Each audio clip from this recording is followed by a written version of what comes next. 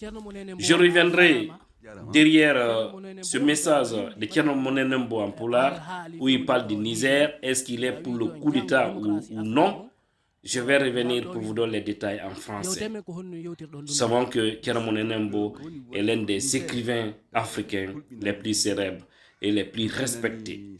Donc il donne son point de vue. Je reviendrai, vous allez comprendre. Thierno Monenembo a jarama. Thierno Monenembo hiɗa windi ɓatakuru alhaali fewdiɗo Niger hiɗa wi toon janggo démocratie africain ko e ngal ɗo winde to yewteme ko honno yewtirɗon ɗum ɗon. Mi sikki ko woni wadde ko Niger no hulɓinani Niger no hulɓinani Sahel on fof no hulɓinani enen Afrique fof fi on ɗum ni ko fi coup d'état on ɗuɗɗini kulalleji ɗin Niger jihadiste ɓe ɓenno ɗon russe ɓe ɓenno ɗon français ɓe ɓenno ɗon tinde e tinde ɗum fof moƴƴana en hina coup d'état militaire ɓantata ɗum ɗon na coup d'état militaire o ko taw en hono wiyete afia e nder ɗum ɗon eɗum andi onon tigi kon ɗum woni coup d'état militaire eɗum andi onon tigi kon ɗum wiyete laamu militaire Afrique ɗo eɗen wowi yiide ɗum fof ko moƴƴi addanali en ka indépendance ɗi hewtuno donc ɗum mi inni wondema modi yo fof immo waɗa ko watte ko fof fi watta dictature militaire jooɗo Niger.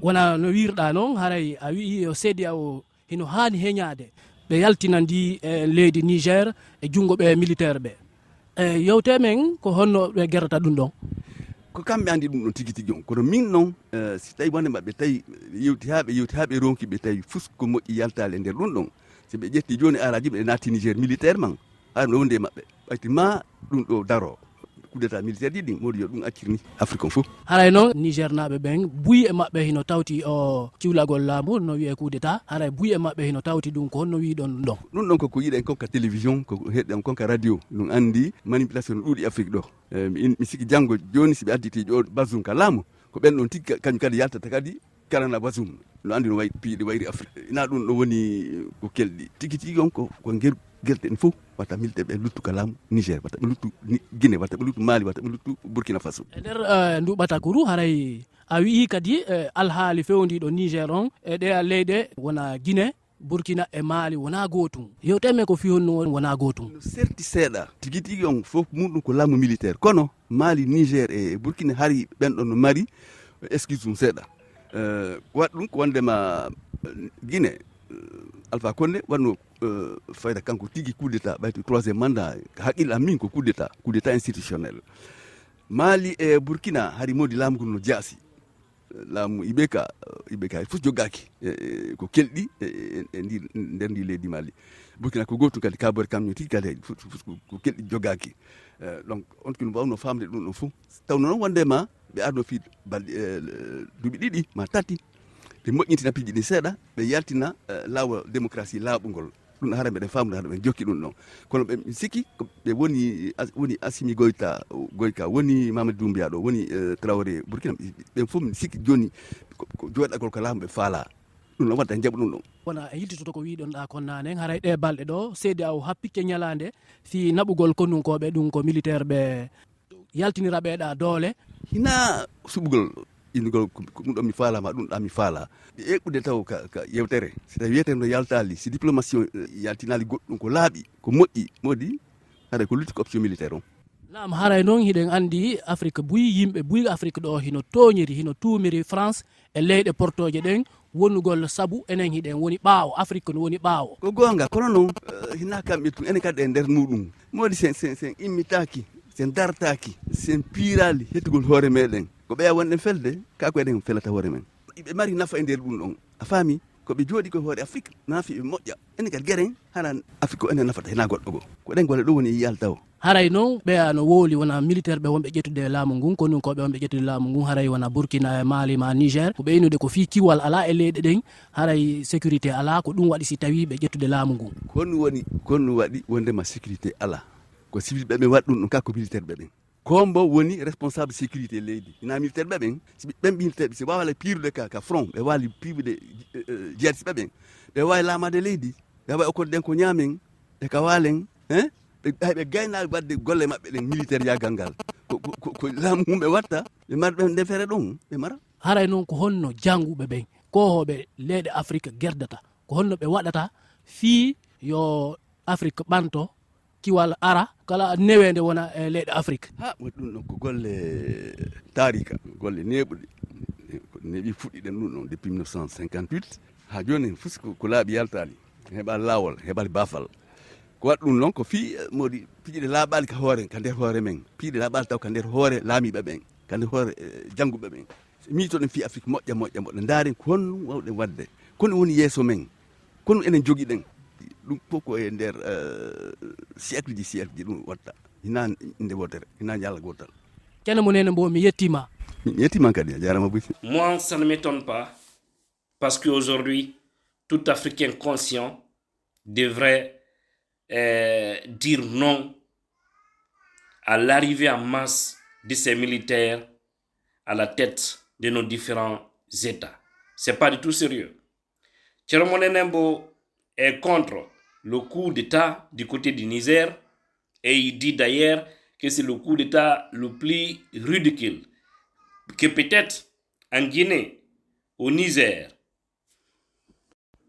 que peut-être en Guinée on pouvait comprendre du fait que M. Alpha Condé qui était là, lui aussi il a fait ce qu'on appelle le coup d'État institutionnel, c'est-à-dire le coup d'État constitutionnel. Il a déchiré la constitution qu'il avait permis d'être président en 2010. Il dit que ce n'est pas une bonne constitution. Et voilà, il s'est fabriqué une constitution pour rester au pouvoir. Donc là, il a dit que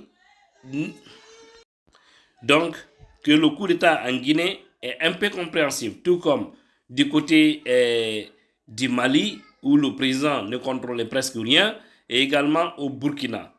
Mais le Niger, qu'aucune région ne pouvait permettre ces militaires de prendre le pouvoir. Et d'ailleurs que les militaires doivent arrêter d'insulter le peuple. Parce que souvent, ils parlent d'insécurité, ils parlent de ceci, cela, mais dans un pays, qui est le garant de la sécurité? Ce n'est pas les hommes en tenue. Que ce sont les hommes en tenue. Donc si le président Tchani, le président des Poutistes d'ailleurs, Tchani, se permet de dire qu'il y a l'insécurité, il y a cela, qui doit garantir la sécurité? Ce n'est pas les civils, en ce que nous sachons. Donc, ce sont des militaires, des hommes bien tenus. Donc, ils ne peuvent pas prendre ça comme prétexte pour s'imposer à la tête de nos différents pays. Et que les Africains devraient se lever pour interdire cela, pour mettre terme à cela. Parce que ça commence à être un goût. Et au-delà de tout, que les militaires en Guinée, ceux du Mali, ceux du Burkina, on doit tout faire pour ne pas qu'ils se maintiennent nos affaires. Ces gens-là, qu'on doit les enlever de là. Parce que leur place, ce n'est pas au palais, mais plutôt c'est dans les casernes ou à la frontière.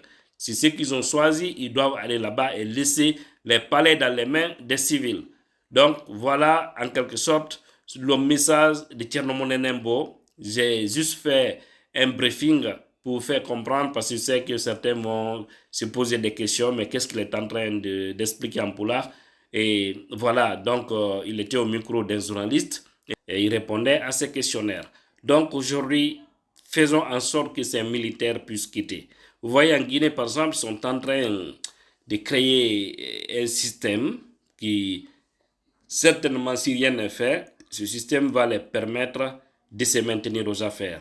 Et ça sera fatal pour le peuple africain, surtout le peuple de la Guinée. Parce que quand il y a problème en Guinée, ça peut affecter les autres pays. Tout comme quand il y a problème dans les autres pays, ça peut affecter économiquement aussi la Guinée.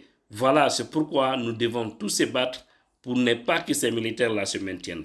Et il est même allé jusqu'à dire que si la négociation, la diplomatie concernant le Niger ne marche pas, qu'il faut utiliser les militaires, il faut utiliser la force, voilà, qu'a prévu la CEDEAO. Il ne faut pas badiner, il ne faut pas faire marche arrière, il faut foncer, il faut foncer. S'ils comprennent par la diplomatie, s'ils comprennent par la négociation, tant mieux. Mais si toutefois que ces poutistes du Niger refusent, il faut foncer, il faut aller, il faut prendre toutes les précautions et envoyer ces différentes unités au Niger pour s'en débarrasser de lui. Parce que là, si ça passe, si